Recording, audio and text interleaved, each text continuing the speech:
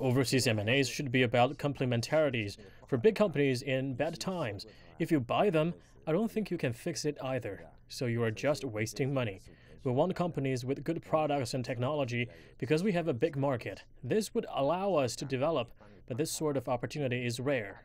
The other thing is because we are a food processing company, we need agricultural resources to grow our ingredients. But in Australia and New Zealand, this is a very sensitive topic.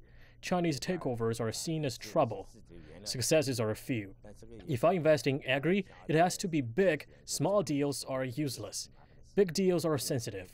In Australia and New Zealand, Americans can buy farmland, but for Chinese buyers, there will be trouble. Then your pre-deal preparations and money would have been wasted. You can't seal the deal. They have to work with Australians, like buying the Kidman farmland with the mining areas Gina Reinhardt. The Aussies hold a larger stake. You've been pretty different from other Chinese companies in that you don't want to list publicly, you don't want to invest overseas, and you're also somewhat dismissive about the virtual economy. Why? It's not that I don't want to list. It's just that we have good cash flow, no debts, a lot of savings, a lot of cash. If you don't need it, why go public? If you do, you have to create value for shareholders. And if you don't need to, why do it? Anyway, I see the current stock market as being irregular. Companies taking ordinary folks' money, don't pay them dividends. Those investors want to make returns. That's not good.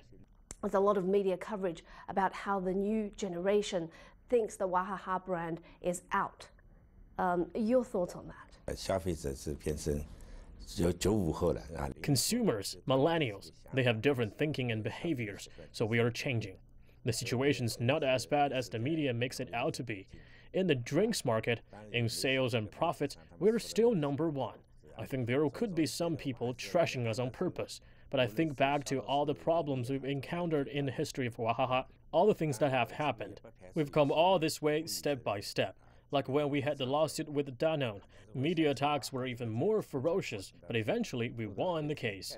The theme of this year's annual meeting is promoting entrepreneurship and invigorating the real economy at a time when technology is changing so fast, when capital is chasing new concepts, new technology, and when it's so difficult to be a private company in the real economy. What do you do to actually overcome these difficulties? In e-commerce, if it's normal competition, bringing convenience to consumers, a phone call brings products to the door, this is good. But if it's unfair competition, harms the real economy, harms consumers, for example, startups burning cash to buy web traffic, they take your 100 yuan product and sell it for 50 or 60, they dominate the market. Then they lift prices. Like ride-hailing service Didi, at first they let you ride for free. Now they are more expensive than taxis. That's unfair competition. It's not good.